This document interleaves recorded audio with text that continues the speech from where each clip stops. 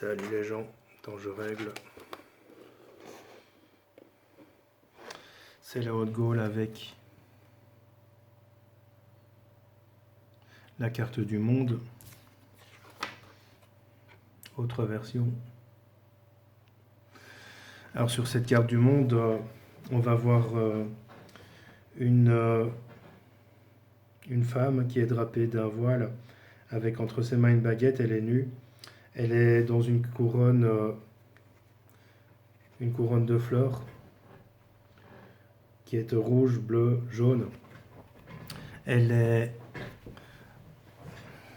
sur un cheval et un lion. Et alors elle a au-dessus d'elle, à sa gauche, si on la regarde de face, un ange avec des ailes rouges et de l'autre côté un phénix avec le corps jaune et les ailes bleues. La carte du monde, c'est l'aboutissement, c'est la réalisation, c'est-à-dire que c'est vraiment la carte de l'accomplissement. Elle est considérée comme la meilleure carte du tarot. Je vous le disais, je ferai sans doute une vidéo à ce sujet dans les semaines à venir. Je ne vais pas la faire tout de suite, je la ferai dans les semaines à venir. Mais dans le tarot, en fait, il y a une histoire. C'est une histoire que vous raconte le jeu depuis le mât jusqu'à la carte du monde. C'est tout un principe d'évolution, c'est un chemin initiatique, c'est un chemin alchimique, c'est un chemin astrologique aussi, c'est un chemin numérologique, c'est un chemin spirituel vraiment profond. Et c'est vraiment un chemin initiatique. Alors sur la carte du monde qui porte le numéro 21, alors le 21 c'est le 2 plus le 1, ça fait 3, 2 plus 1 ça fait 3. C'est aussi une carte qui va symboliser en fait tout ce qui touche à l'amour, pas forcément l'amour extérieur, mais surtout l'amour de soi à soi. C'est-à-dire, grâce à cet accomplissement, grâce à tout ce cheminement qu'on a parcouru, eh bien, on s'aime, on parvient enfin à se valoriser, à avoir confiance en soi, à avoir des sentiments négatifs à son égard. Et ce qui va générer inévitablement des sentiments, j'ai dit des sentiments négatifs, c'est un lapsus. Je crois que c'est des sentiments positifs à son égard. Ce qui va générer effectivement des sentiments positifs venant de la part des autres.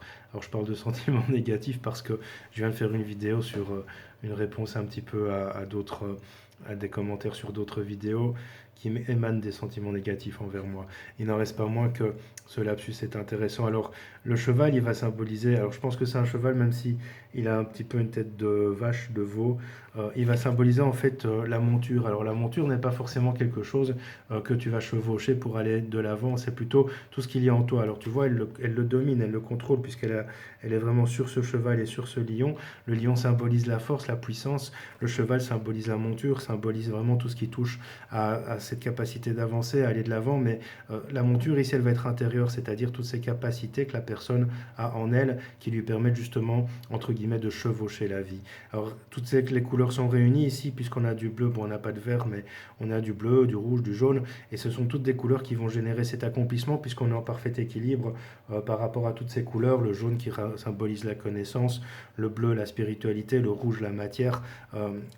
Quand tu vois ici l'ange, il a des ailes rouges, c'est-à-dire que c'est un ange qui est incarné. C'est ça aussi le message de la carte. L'accomplissement, l'aboutissement, tout ce qui va te permettre en fait de te sentir en réalisation et de te réaliser. C'est un petit peu les graines que tu vas pouvoir récolter, enfin tout ce que tu as semé sur les 20 cartes, 21 cartes précédentes, puisque moi personnellement je mets la carte du mât en premier.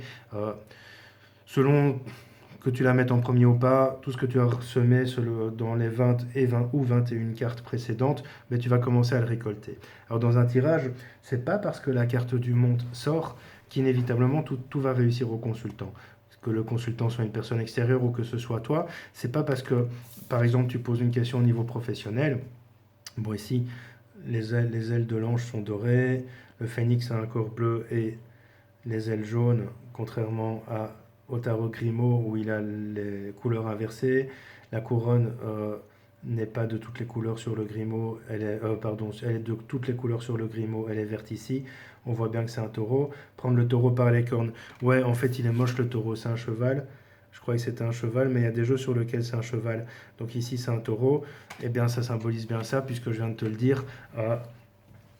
Ce n'est pas parce que la carte du monde sort que tout va te réussir, c'est que justement il faut prendre le taureau par les cornes et faire appel à sa puissance intérieure symbolisée par le lion, mais aussi un petit peu de sa bonne étoile, puisqu'il y a l'ange qui est là, et cette capacité à retomber sur ses pieds, c'est ce que va symboliser le phénix. Alors, Cette réussite, elle va arriver comment? Elle va arriver grâce à ta capacité justement à tirer les leçons de tes expériences. Alors les expériences ici vont être symbolisées par les 20 cartes précédentes ou les 21 cartes précédentes selon que le mât est en premier ou en dernier, ça c'est ton choix.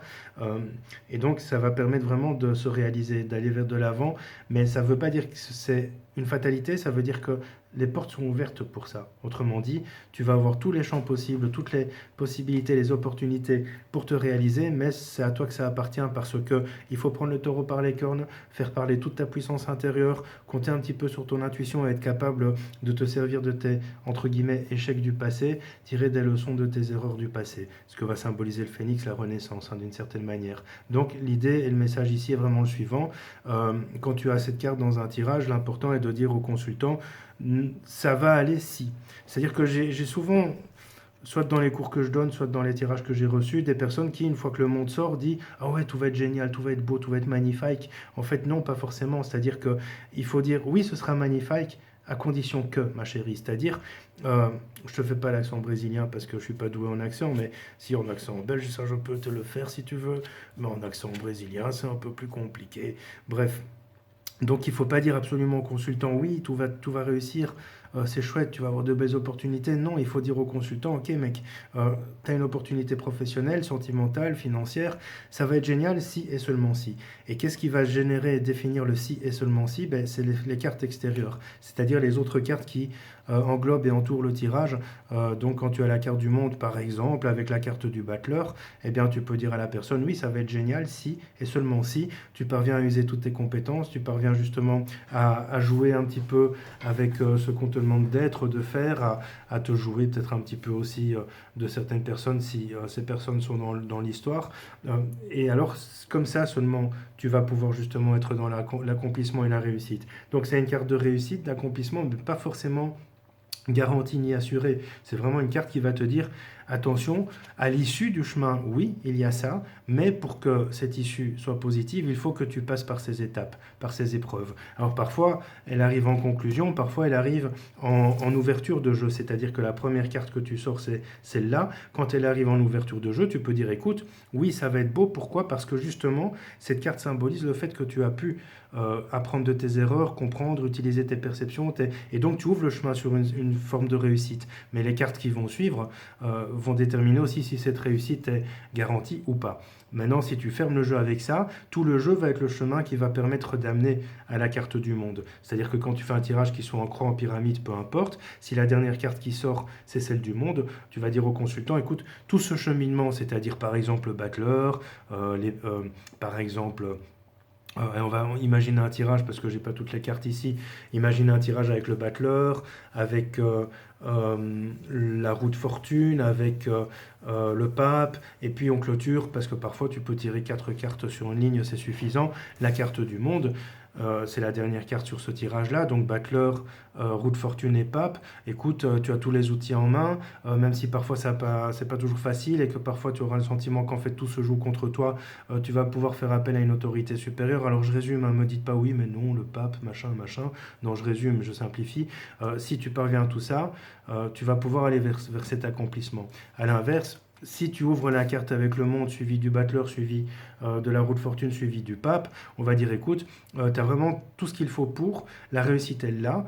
Pour que cette réussite soit accessible, il faut que tu fasses jouer de toutes tes compétences, que tu acceptes les revers de fortune et que tu fasses parfois appel aux autorités supérieures. Alors les autorités supérieures, selon les croyances, ça peut être des anges, des guides, Dieu, n'importe quoi, mais c'est surtout essentiellement par rapport à ce que j'évoque ici, les autorités supérieures, ce sont des personnes qui peut-être déjà connaissent, savent, ont déjà fait, peut-être tu rentres dans une nouvelle société, ben, va faire appel à des anciens pour savoir comment faire, comment utiliser tel programme ou comment aborder tel autre employé, etc. Enfin, peu importe, faire appel aux anciens, à la sagesse, c'est plutôt ça que pour moi symbolisera le pape.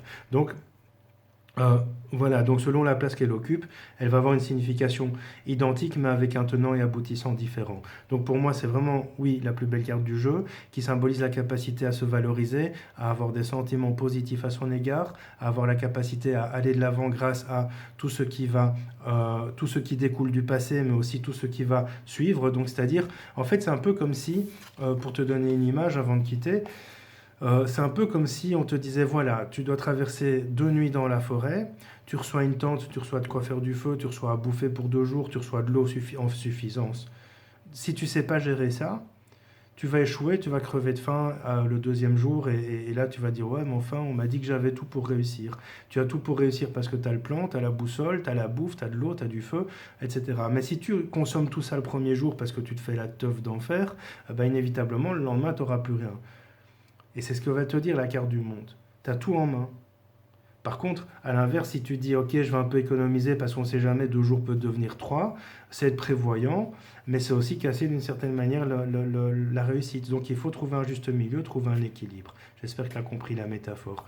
Voilà, alors je finis avec la description de toutes les cartes.